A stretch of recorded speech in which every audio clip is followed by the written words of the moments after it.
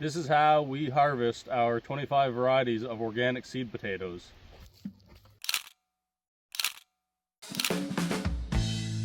It's a new day. We've got the white 135 and the Lockwood air harvester behind it, and the sun just came up, so it's time to hit it. The tractors are coming out with the bulk bodies. We're gonna dig some potatoes. We're gonna get the harvester warmed up. We're gonna head out. Dad and Jess and Justin are pulling out now. There's Justin now with the International, and we're gonna get this done. Good morning. This is how we harvest our 25 varieties of organic seed potatoes. We sell these potatoes as seed to gardeners so they can grow their own potatoes in their home gardens. And this is the equipment we use. We've got our white 135 with the Lockwood air harvester on the far right. And we've got our 3 bulk bodies. We've got our International truck I paid $2,000 for. And then we've got our Oliver 1850 with the bulk body that was free given to us on an old barrel trailer that we used when I was a kid. And then we've got another free trailer we got from our buddy Ryan behind the cock shut. And then we've got the Nissan hard body service truck here with us that we keep close by all the time because we have a breakdown. That one's lined up. Well, both of the tractor trailers can go right up in between the rows so we can dig anywhere in the field we want. All right, let's get this crop harvested.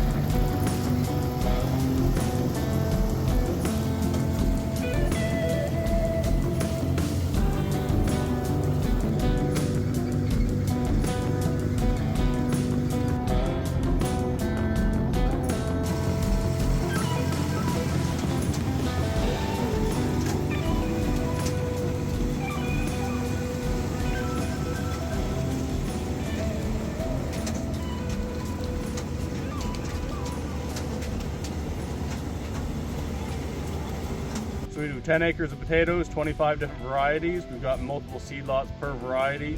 So each bulk body will hold 1 seed lot. And then we'll head into the yard and we'll grade them out and put them down into the potato storage where they'll sit all winter. And we ship these potatoes out 12 months out of the year.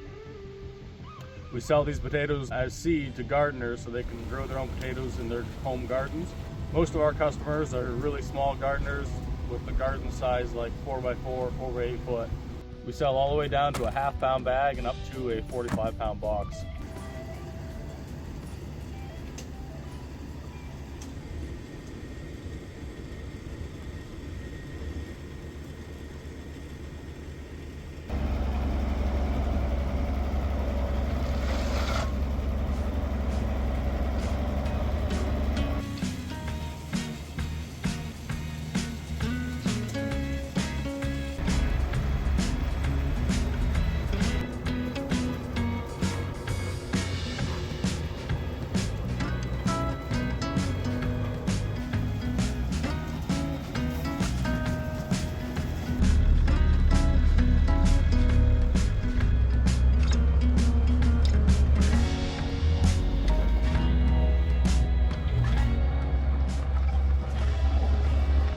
So we filled all 3 bulk bodies. We're coming down to the yard.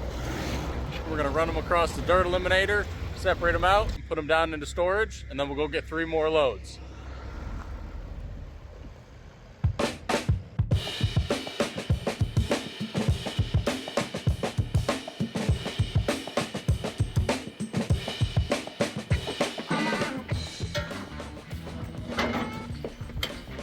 This is one of the new bulk bodies that Justin put on the old barrel trailer. We used to harvest into barrels, we pick into barrels, and this old chassis used to have a flatbed on it with a crane, and we picked barrels up out of the field with it 25 years ago. So the wood bed has long since rotted off, and the crane we took off. We'll use that on another project. And Justin's put this bulk buddy on here. It was missing a motor, so we had to put a motor on it, and we had an old used motor, and it doesn't seem like it's strong enough to unload the bed. We did one seed lot through it, and it struggled through that, but we've got a little bit more weight in it now, and it's not able to turn the belt and unload the potatoes. So now I went down to the equipment field. I found another used motor. We're going to plug this in, try it. Hopefully it works. So we're going to try this one now and see if we can unload these purple Vikings and get them across the dirt eliminator and down into the basement.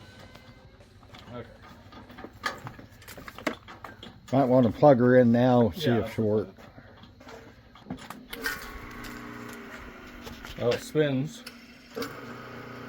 Sounds good. I assume it's all standard, right? Don't all motors spin the same way? Every motor I put on, I've always had the reverse direction. Because I always set up the wrong. Right. Okay. You were born unlucky.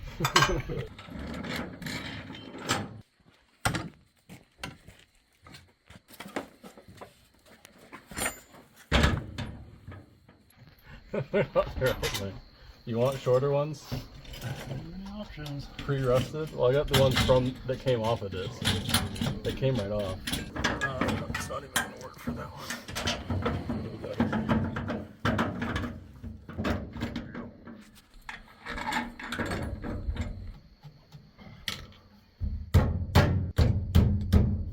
Some of it is, we're not in the slide hole here, we're in the regular hole. Oh, really? Yeah. Who did that? I don't know. I got it on video. We can figure it out. You didn't see that part. That's evidence. What are you doing now, Justin? Just tightening up the adjuster so the belt's tight. And we should be good to go. Ready to unplug it. Gloves.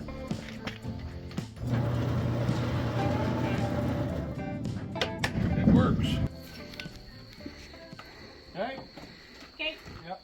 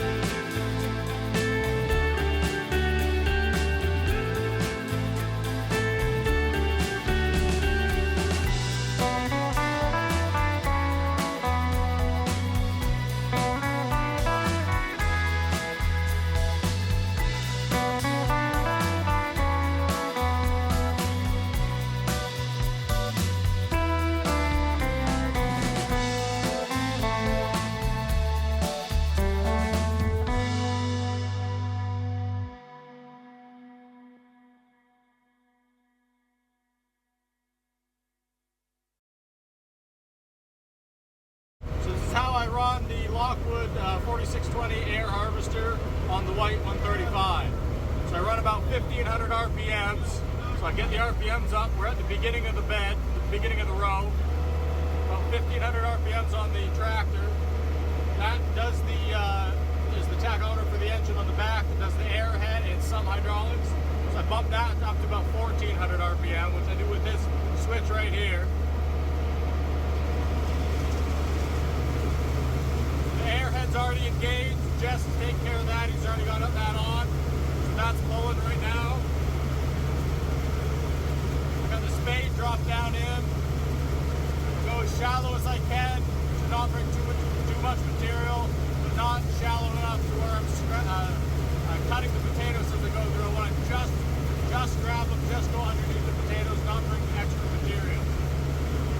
So then spade down. I got my coulters down, which are the discs on the side of the spade. They'll carry the soil up. And the spade is literally like the piece of metal that goes under the soil that is set that height, and then it just picks up the soil, and then the lag net behind it just takes it away and carries it up the machine and starts the separation between dirt, potatoes, and rocks and all the things. So I've got the boom over Justin's truck. I keep it as low as I possibly can so that the potatoes don't drop and get bruised. So that's something I constantly watch while we're going. And I adjust it with these two. I've got the inner and the outer part of the boom. So keep that nice and low. Also steering the rear axle on the harvester so that it tracks perfectly behind the tractor and stays in the road perfectly. So that's another thing I'm watching. I've got the rock box. What else? I've got the hump control, which controls how much vacuum is pulling the potatoes up off of the side bed here. I can't remember what this bed's called. I'll bump it so you can see what I'm talking about.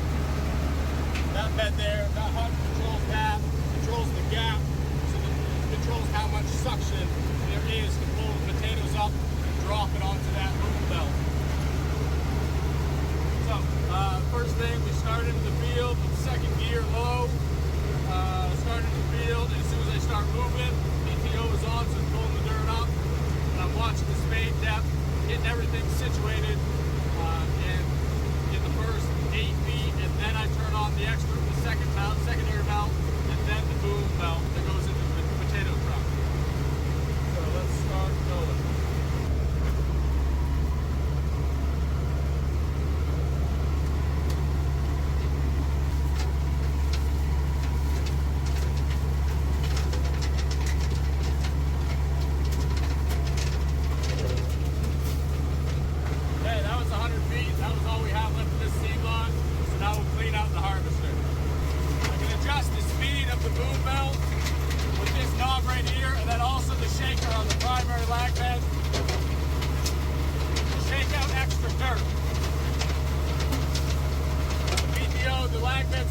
Shut that off.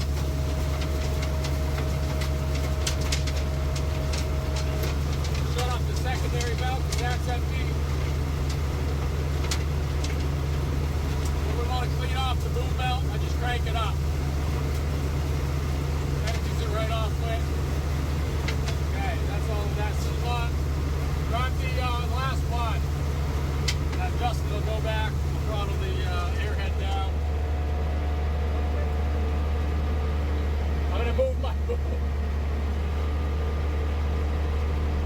There's a lot of things to pay attention to, and I forget at least one most times. But it's good to have somebody paying attention because he would have just ripped the boom off and being taken off. We've run into the boom a few times, not too bad. So one of the settings I have to watch is called the hump, and that is the distance between these flaps here and the bed. This bed comes up and down by this cylinder. These flaps are also adjustable, and what that does is this is where the suction comes from the airhead. That big fan up in there in the back creates suction. It pulls the potatoes up off of this belt, it lifts them up, and it drops them onto the belt behind me. You can lower these fins here, and that brings it in closer to the bed so there's more suction. You can raise them up if you want less suction. And I can adjust it there in the tractor. You can also adjust the speed of the engine that turns the airhead. But that's what separates, the primary separation of the potatoes and the rocks from the dirt. Because the potatoes are light, they'll suck up, and the rocks will come over this bed, drop onto the rock hopper, onto the rock belt, and drop into the rock hopper. So that the airhead's controlled by a clutch, manual clutch. Justin controls that in the back. You'll see when he pushes that on, I might be able to hold this open. He'll turn that on and this will start spinning. Go ahead, Justin.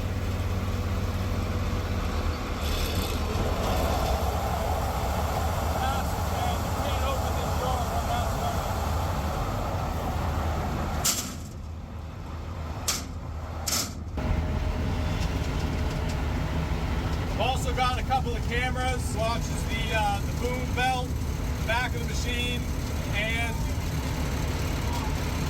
doesn't like that RPM. The other one. And the side elevator that tells me how much is coming up off of the primary. It drops onto, I think it's the tertiary belt. I don't know. So I got a couple that I can kind of check on and just make sure everything's still spinning and nothing's jammed up.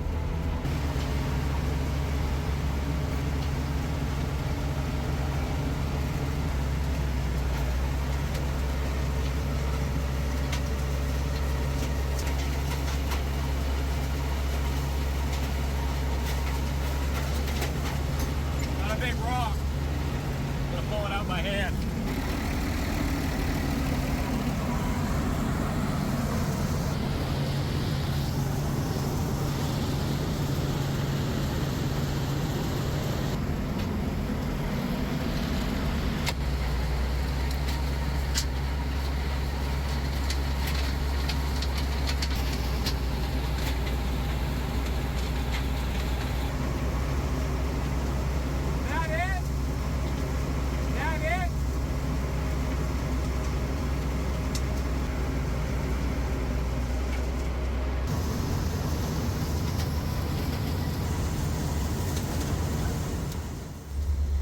So this variety is called Sarpo Una. It's from Hungary, and it's part of the Sarpo family. The genetic lines of Sarpos go back to the very famous Russian potato breeder Vavilov, who died in 1943. So this line goes back 90 years. His orders were to create high-yielding potatoes that didn't need much inputs and had good resistance from disease and insects. So the Sarpo Una, it's a pink skin variety, light yellow flesh, very early. It's the earliest member of the Sarpo family. It's extremely high yielding, and I think it's likely to become one of our best-selling varieties because it's such an easy to grow variety. The potatoes taste good. It's kind of bulletproof in the field. It grows really well. Last year was the first year after multiplying it up for several years. Last year was the first year we introduced it. It quickly became a popular variety, and I think it's going to rise to the top very quickly.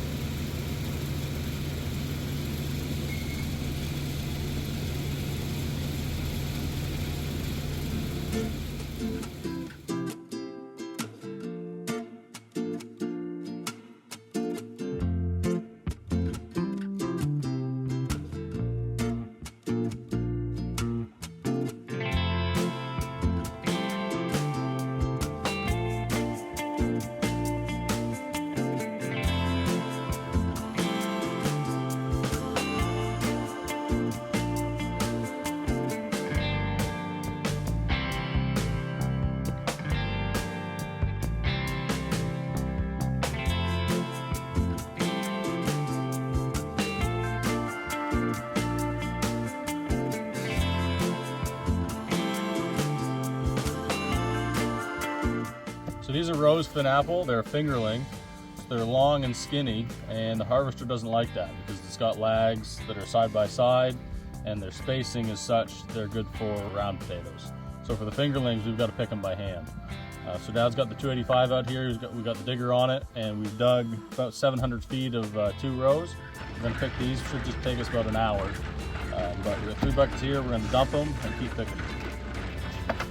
This is how we used to harvest all of our potatoes up till about, I think 16 years ago, when we got our first harvester, the Yuko.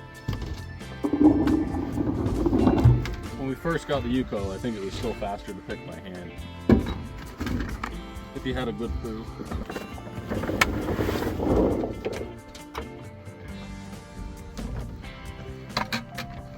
The key is to be real gentle with the potatoes because at this point in their life, they're still really delicate. So you want to set them into the bucket really gentle. The tops are still hanging on just a little bit, on these where we killed them. They probably could sit a little bit longer so that they would just fall off, but no big deal. It takes a little bit longer to pick them. This is one of our 2 varieties of fingerlings we have. We've also got Russian banana. And we'll have to pick those by hand as well. These are Russian banana. These are the rose fin apple. We've got a buddy in town that does have a harvester set up just for fingerlings. So he's got really close lag spacing on his harvester. He does quite a bit more though than we do, so it's worth it for him just to have a specific machine just for it.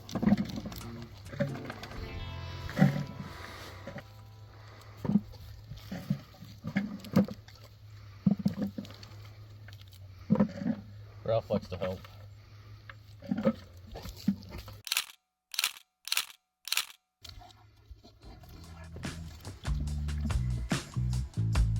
For getting certified seed, the last requirement is that we take a representative sample of tubers in a given seed lot, and then they're tested in a post-harvest test to determine that they're free of virus. And the benefit of that is that if the sample was taken well, it will give a fair representation of the next generation. So this seed, when it's planted, say next spring, those post-harvest test readings will give a highly accurate approximation of what level of virus is in there.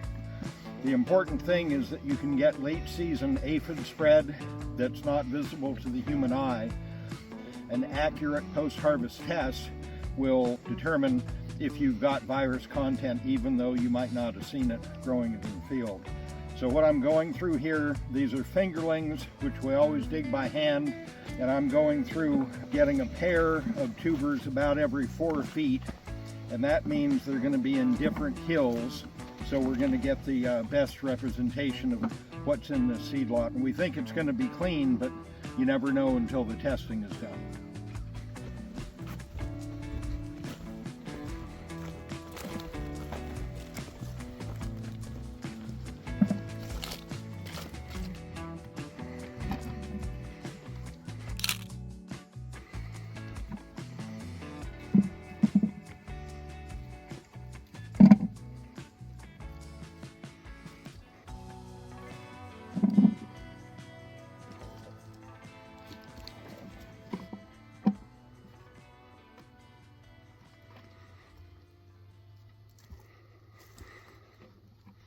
Potato harvest is all done. Field's empty, all the potatoes are down in the cellar, getting ready for the winter to be shipped out to customers. And now we just got to pull the rocks out of the field, harrow this, and then seed it down to winter rye undersown with clover, which is what this field right here is. So this is last year's potato field. We do a 4-year rotation. So this field right here won't see potatoes for another 4 years. Keeps the disease out of the ground and allows the soil to regenerate after a hard crop like potatoes that sucks a lot of nutrients out of the soil. So thanks for watching. We'll see you next time.